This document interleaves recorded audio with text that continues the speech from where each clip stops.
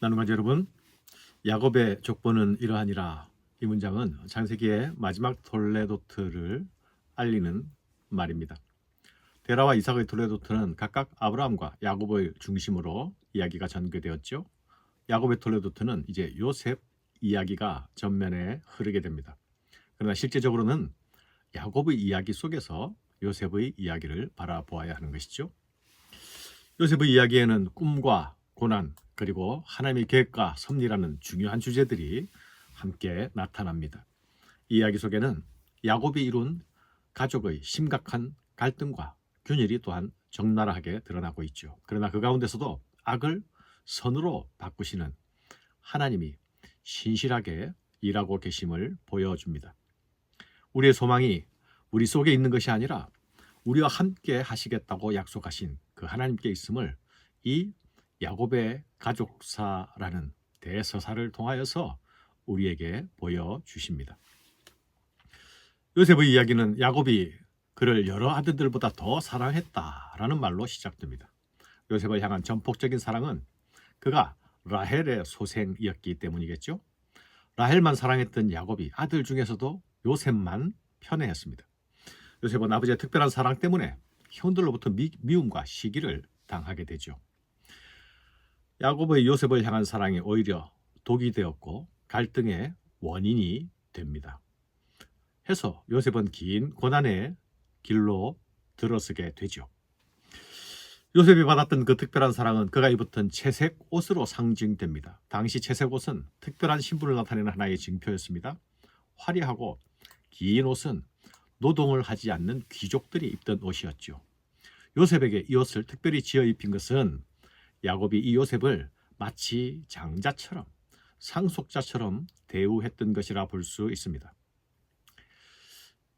이런 야곱의 행동이 많은 형들 아래에 있는 요셉에게 결코 유익이 될 수 없었습니다. 그가 입은 채색 옷이 결국 이복 형제들에 의해서 더럽혀질 때에 그의 고난은 시작되는 것이죠. 요셉은 아버지의 편애를 받았던 반면에 또한 하나님의 선택을 받은 사람입니다. 하나님이 그에게 특별한 꿈을 주신 것, 그것은 그가 하나님의 특별한 선택을 받았음을 의미하는 것이죠. 요셉이 꾼 꿈은 드림이 아니라 비전입니다. 내가 꾸는 꿈은 드림이라 합니다. 그러나 위로부터 내려오는 꿈, 주어지는 꿈은 비전입니다. 요셉은 꿈꾸는 사람으로 불렸습니다. 그러나 사실 요셉은 꿈의 주체자가 아니었죠. 요셉에게 꿈을 주신 분은 하나님이셨습니다. 그러니 요셉은 꿈을 실현하기 위해 달려간 사람이 아닙니다. 하나님이 주신 꿈에 이끌려간 사람이죠. 이것은 요셉 이야기를 흔한 성공 스토리로 보지 않아야 할 이유입니다. 하나님은 요셉에게 동일한 꿈을 2번이나 꾸게 하셨습니다. 그가 2번이나 계속 같은 꿈을 꾼 것은 그 꿈을 주신 하나님께서 내가 반드시 이 일을 이루겠다는 의지를 나타내시는 것이죠. 꿈을 주신 분이 그 꿈을 이루게 하실 것입니다. 요셉은 꿈을 꾸었지만 그 꿈이 무엇을 말하는 건지 자신은 전혀 알 수가 없었습니다. 안 그래도 그는 채색 옷 때문에 형들과 차별되어 있고 형들의 시기를 받고 있었는데 요셉은 눈치도 없이 형들에게 자신의 꾼 꿈의 내용을 말하죠. 형님들, 내 꿈 얘기 좀 들어보세요. 우리가 밭에서 곡식단을 묶고 있었는데 내 단은 일어서고 형님들의 단은 내 단을 둘러서서 절합디다. 이런 요셉을 향해서 형들이 뭐라고 합니까? 네가 참으로 우리의 왕이 되겠느냐? 참으로 우리를 다스리겠느냐? 형들은 그 꿈으로 말미암아 요셉을 더욱 미워하였다 말씀합니다. 원문에는 요셉이 이 말을 할 때에 형들을 향해서 보세요, 보세요, 보세요라는 감탄사를 3번이나 연발하고 있는 것으로 나타납니다. 요셉의 이런 철없는 행동, 형들에게 더욱 미움받게 되었던 것이죠. 요셉은 다시 꿈을 꾸고 그 꿈을 이제는 형들과 아버지 앞에서 말합니다. 보세요, 보세요. 내가 또 꿈을 꾸었는데 해와 달과 11별이 내게 절했습니다. 이렇게 형들에게 말하자 아버지가 그를 꾸짖습니다. 네가 꾼 꿈이 무엇이냐? 나와 네 어머니가 네 형들이 참으로 너에게 엎드려 절하겠느냐? 형들은 시기하였고 아버지는 그 말을 간직해 두었다 말씀합니다. 이번에는 곡식단이 아니라 해와 달과 11별들이었죠.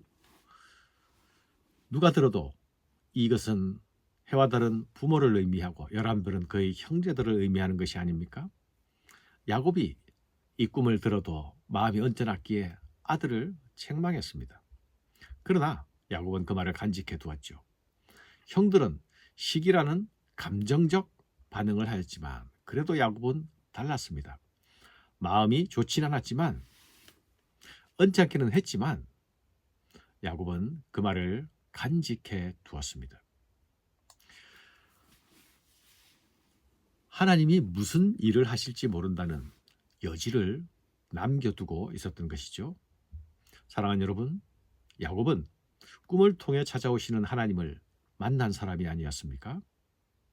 그 하나님으로 인해 그의 인생이 소망을 가지게 되지 않았습니까? 그의 생은 꿈이 길이 되게 하시는 그 하나님에 이끌렸던 인생입니다.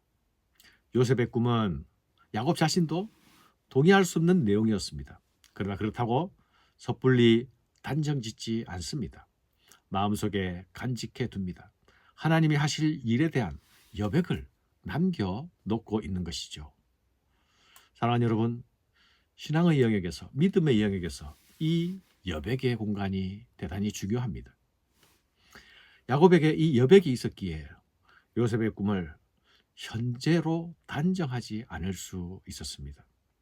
야곱은 이 여백으로 요셉의 꿈을 미래로 맡깁니다. 하나님은 현재만이 아니라 미래의 영역도 통제하는 분이시지 않습니까? 미래는 우리가 닿을 수 없는 영역입니다.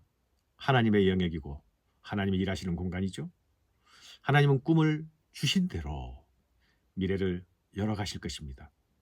그 미래에 야곱의 가족을 위한 구원이 기다리고 있습니다. 지금 우리가 인간적으로 이해할 수 없다고 우리의 마음을 닫아서는 안 됩니다. 하나님이 이루어 가실 역사에 대하여서 마음을 열 수 있어야 합니다.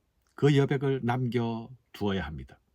그래야만 오늘의 고난도 내일의 불안도 믿음 안에서 인내할 수 있습니다. 비전에 이끌리는 삶이 고난의 현재를 이겨낼 수 있는 비결입니다. 감사합니다.